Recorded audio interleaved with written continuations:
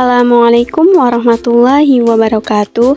Kami dari kelompok 6 akan mempresentasikan tentang laporan keuangan ZIS. Dosen pengampu Bapak Faiz Arif Jamil selaku dosen mata kuliah Akuntansi ZIS WAF, UIN Raden Intan Lampung. Bismillahirrahmanirrahim. Halo Sobat Akuntansi. Di video kali ini, kelompok kami akan menjelaskan tentang laporan keuangan ZIS. Sebelum saya menunjukkan laporan keuangan ZIS, terlebih dahulu saya akan menjelaskan tentang apa itu laporan keuangan ZIS. Keuangan dapat dikatakan sebagai hasil akhir dari suatu proses akuntansi. Laporan keuangan juga merupakan bentuk laporan pertanggungjawaban dari manajemen atau pengelola atas aktivitas pengelolaan sumber daya yang telah diamanatkan kepadanya.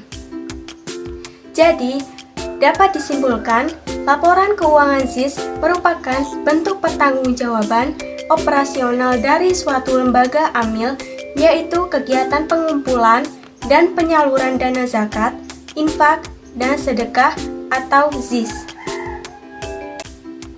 Adapun tujuan utama dari laporan keuangan ZIS adalah menyediakan informasi yang relevan untuk pihak-pihak yang berkepentingan, baik pihak internal maupun eksternal, seperti misalnya muzaki, pemerintah, atau pihak lain yang menyediakan sumber daya bagi OPS dan juga masyarakat. Selanjutnya, Undang-Undang Nomor 23 Tahun 2011 menyebutkan bahwa terdapat dua organisasi pengelola zakat yang berwenang melakukan pengelolaan zakat di Indonesia, yakni Badan Amil Zakat Nasional atau yang disebut dengan Basnas dan Lembaga Amil Zakat atau yang disebut dengan LAZ.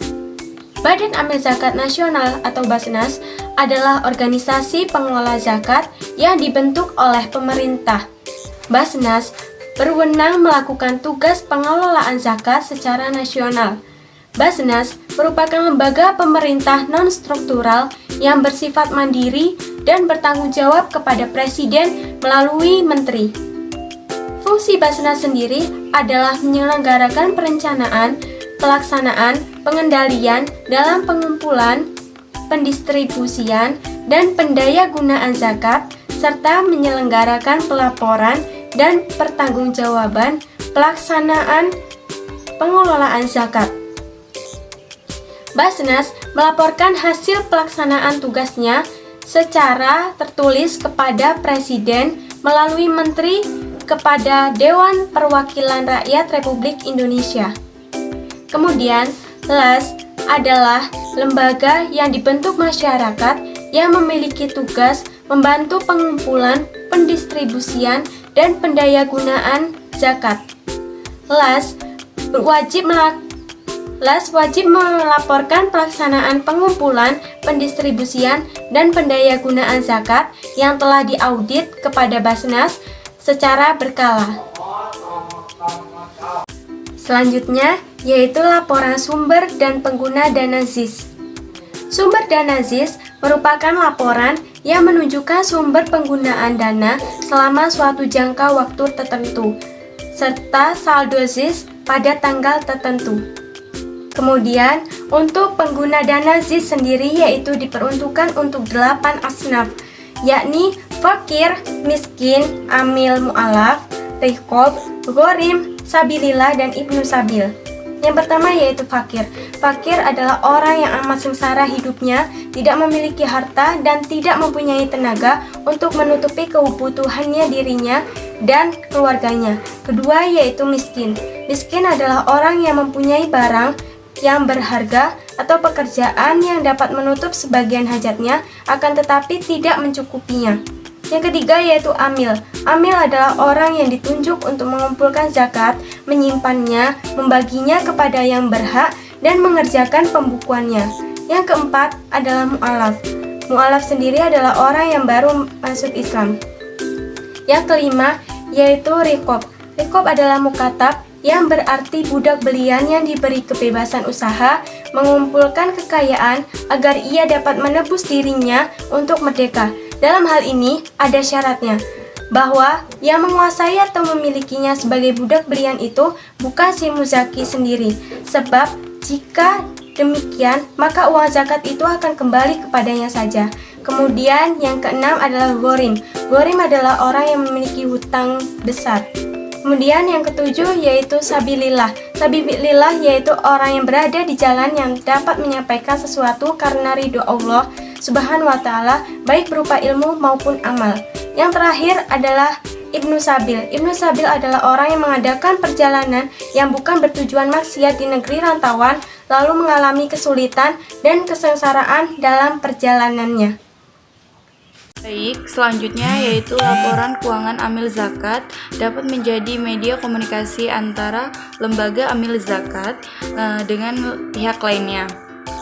Karena laporan keuangan ZIS ini merupakan bentuk pertanggungjawaban operasional dari suatu lembaga amil, yaitu kegiatan pengumpulan dan penyaluran dana zakat, infak dan sedekah atau yang biasa kita kenal dengan ZIS. Penyusunan laporan keuangan lembaga amil ZIS mengacu kepada peraturan PSAK nomor 109, dan apabila ada hal-hal yang tidak diatur dalam PSAK 109 maka dapat menggunakan PSAK terkait sepanjang tidak bertentangan dengan prinsip-prinsip syariat Islam. Selanjutnya ada komponen laporan keuangan.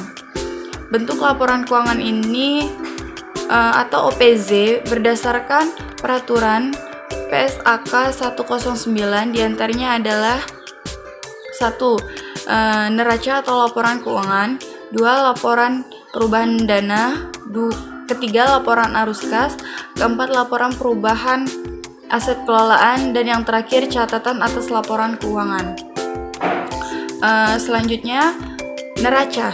Neraca atau yang biasa kita sebut dengan laporan posisi keuangan adalah pos neraca memberi informasi tentang posisi keuangan perusahaan pada saat tertentu. Dengan neraca, pemakai laporan keuangan akan dapat pertama menilai likuiditas dan kelancaran operasi perusahaan dan organisasi. Yang kedua, menilai struktur pendanaan perusahaan. Ketiga, menganalisis komposisi kekayaan dan potensi jasa lembaga.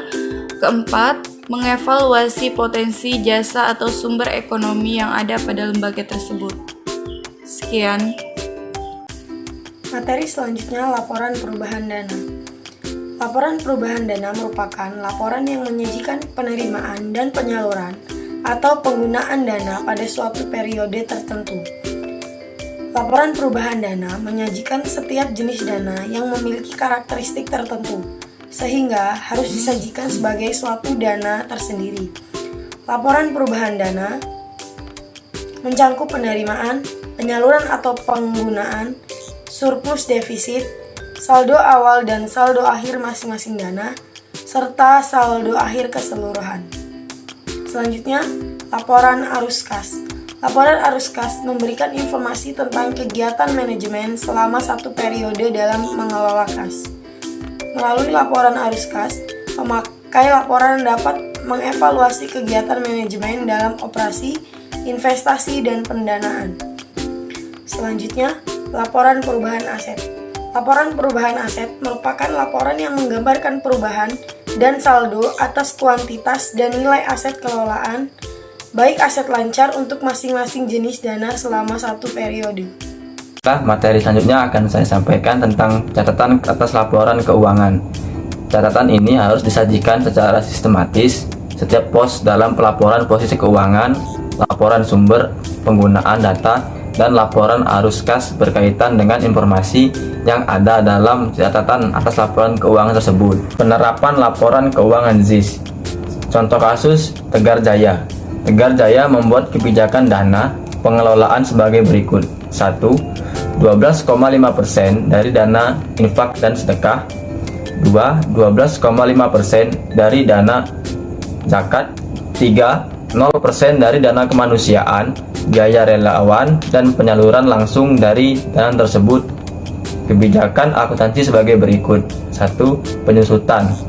Bangunan 2,5% per tahun, kendaraan 20% per tahun, peralatan 25% per tahun. 2. Bagi hasil bank syariah sebagai pendapatan dana dan konvensional sebagai dana non halal.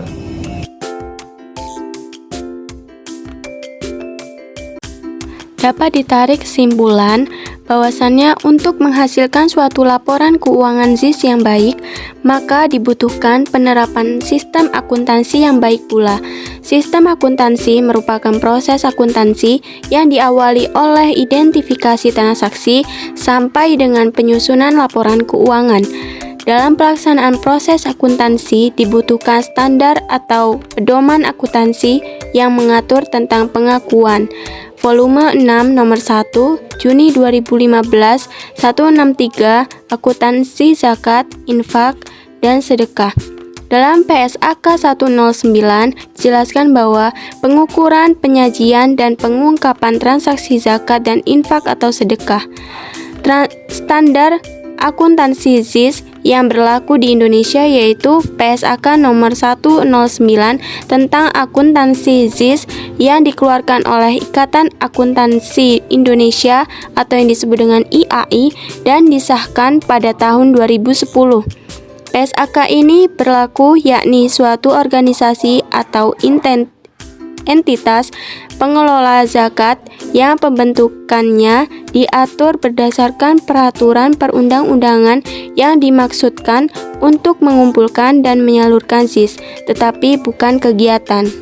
Sekian dan terima kasih.